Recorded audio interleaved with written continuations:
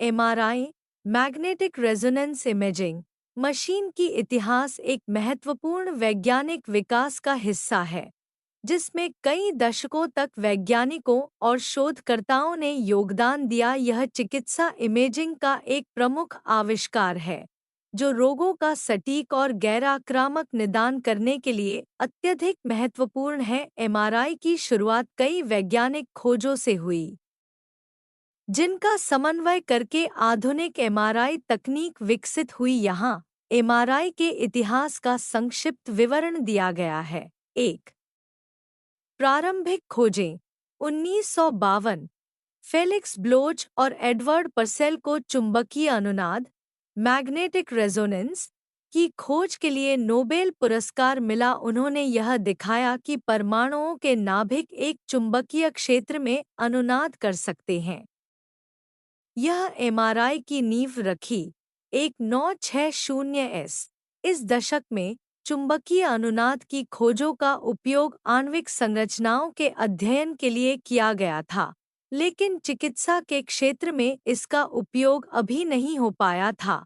1971 Raymond डेमेडियन ने पहली बार सिद्ध किया कि ट्यूमर की पहचान चुंबकीय अनुनाद से की जा सकती है। उन्होंने दिखाया कि कैंसरग्रस्त और सामान्य ऊतक विभिन्न चुंबकीय गुण दिखाते हैं। 2. एमआरआई मशीन का विकास 1973 पॉल लॉटबर ने चुंबकीय अनुनाद छवि एमआरआई तकनीक का आविष्कार किया, जिससे 3 आयामी इमेजिंग की जा सकती थी। उन्होंने चुंबकीय क्षेत्र के ग्रेडियंट का उपयोग करके शरीर के अंदरूनी हिस्सों की इमेज तैयार की। 1977 रेमंड डेमेडियन ने पहली मानव एमआरआई स्कैन किया। यह एमआरआई के क्षेत्र में एक ऐतिहासिक क्षण था, हालांकि इस प्रक्रिया में लगभग 5 घंटे लगे। 1980s इस दशक में एमआरआई तकनीक का तेजी से विकास हुआ और कई कंपनियों ने एमआरआई मशीनों का व्यावसायिक उत्पादन शुरू किया। 1980 के दशक के मध्य तक एमआरआई एक मानक चिकित्सा उपकरण बन गया था। 3.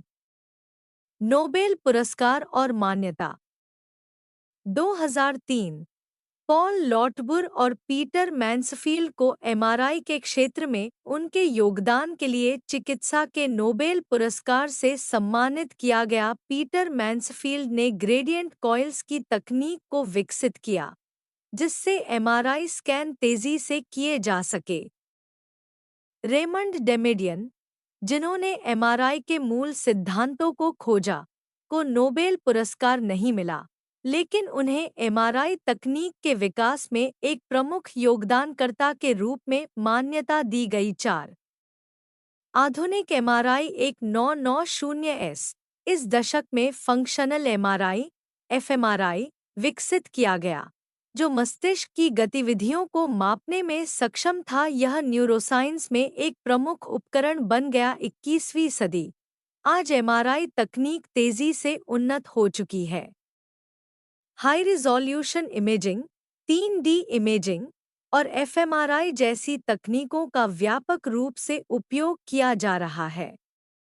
इसके साथ ही ओपन एमआरआई और पोर्टेबल एमआरआई मशीनों का विकास भी किया गया है। 5.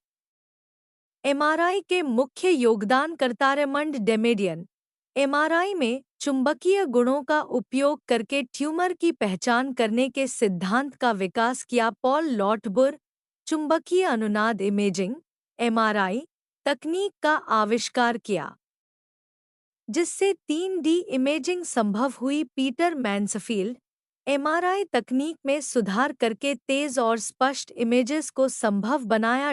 निष्कर्ष एमआरआई तकनीक का विकास एक लंबी और जटिल प्रक्रिया रही है, जिसमें कई वैज्ञानिकों और शोधकर्ताओं ने मिलकर योगदान दिया। आज एमआरआई चिकित्सा विज्ञान का एक अनिवार्य हिस्सा है और यह मरीजों की गैर-आक्रामक इमेजिंग के लिए सबसे सटीक और सुरक्षित तरीका माना जाता है।